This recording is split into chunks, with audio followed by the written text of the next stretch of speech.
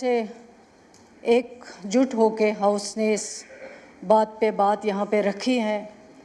मैं सारे, चाहे वो उस तरह के ऑनरेबल मेंबर्स हैं, यहाँ के ऑनरेबल मेंबर्स हैं, उनका शुक्रिया अदा करना चाहती हूँ, क्योंकि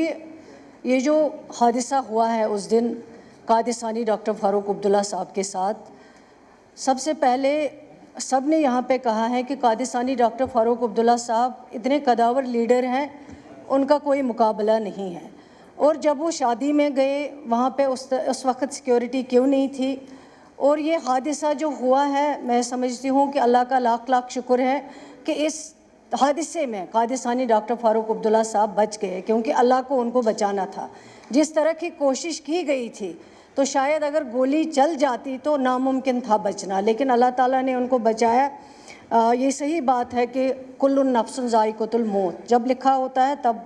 इंसान को मौत आएगी, उसमें कोई रोक नहीं सकता है। लेकिन जिस तरह कादिसानी डॉक्टर फ़ारूक अब्दुल्ला साहब ने 96 में एक आग में कूद के, जब यहाँ नाम नहीं लेते थे लोग, जब डर जाते थे, जब वहाँ कश्मीर से लोग भाग के आए, लेकिन कादिसानी डॉक्टर फ़ारूक अब्दुल्ला साहब ने 96 में खड़े होके एक आग में कूद के,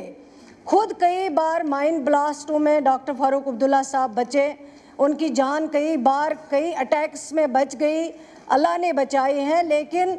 मैं समझती हूँ हज़ारों की तादाद में उन्होंने अपने वर्कर्स, अपने लीडर्स, जो इस हाउस के लीडर रहे हैं, जिनको शहीद किया गया है, उसके बावजूद कादिसानी डॉक्टर फ़ारूक अब्दुल्ला साहब के साथ इस तरह का इंसिडेंट होना, मैं समझती हूँ उसके लिए जितना भी दुख किया जाए, जितना भी कंडेम किया जाए, वो कम है। और उस वक्त अगर वहाँ पे पुलिस अवेलेबल होती और अगर नहीं थी तो उसके ख़िलाफ़ उस वक्त क्या कार्रवाई हुई, कितने लोग उसमें सस्पेंड किए गए, शायद एक भी नहीं, एक मामूली छोटा सा कांस्टेबल को भी सस्पेंड नहीं किया गया है। तो ये मैं समझती हूँ कि इतना बड़ा, इतने बड़े लीडर के साथ अगर इस तरह का हादसा पेश हुआ है और आज तक जो एजेंसीज़ हैं, जो पुलिस डिपार्टमेंट है, होम डिपार्टमेंट है, वो इस तरह खामोशी इख्तियार किए हुए हैं, तो मुझे लगता है ये ठीक बात नहीं है। अगर इतने कदावर शख्सियत के साथ इस तरह का हादसा हुआ है तो आज तक इन्वेस्टिगेशन में जो भी रिपोर्ट है वो सामने आनी चाहिए, बल्कि पूरे इस हाउस के सामने आनी चाहिए, ताकि इस तरह के हादसे जो हैं आगे पेश ना आए जम्मू कश्मीर में। आज ये अगर कादिसानी डॉक्टर फ़ारूक अब्दुल्ला साहब सेफ नहीं है तो इस हाउस में फिर आप बताइए जम्मू कश्मीर में कौन सा इंसान, चाहे वो ऑनरेबल एमएलए हो, चाहे वो ऑनरेबल एमपी हो, चाहे वो किसी और ओहदे पे है, कौन इंसान फिर सेफ है। तो इसलिए मैं समझती हूँ कि इसकी तहकीकात सर आपकी तरफ से भी डायरेक्शन जानी चाहिए, इन्वेस्टिगेशन जल्द से जल्द होना चाहिए, और इन्वेस्टिगेशन के बाद हमें पता चलना चाहिए कि ये हादसा क्यों पेश आया, और आइंदा से इस तरह के हादसा जो है पेश नहीं आने चाहिए। अगर आज तक मैं कहती हूँ कोई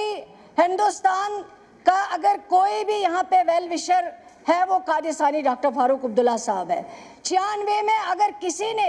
हिंदुस्तान का झंडा यहाँ खड़ा रखा है वो कादिसानी डॉक्टर फ़ारूक अब्दुल्ला साहब ने रखा है, जिससे हज़ारों की तादाद में वर्कर कुर्बान हुए। यहाँ पे हमारे नेशनल कॉन्फ्रेंस के हज़ारों की तादाद में हमारे लीडर गुलाम हसन भट्ट साहब डूरू, उनको इस तरह से माइन ब्लास्ट में उसकी डेड बॉडी के एक एक पुर्जे को जमा करके उनको फिर दफनाया गया। अगर ये चीज़ें याद नहीं रखी जाएंगी, इतनी कुर्बानियाँ याद नहीं रखी जाएंगी, और इस तरह के लीडर जो इतने कदावर शख्सियत है उनके ऊपर अगर इस तरह का अटैक हो सकता है तो यहाँ कोई भी सेफ नहीं हो सकता है। सर मैं इतना ही कहूँगी कि जितना भी इसके लिए कंडेम किया जाए वो कम है।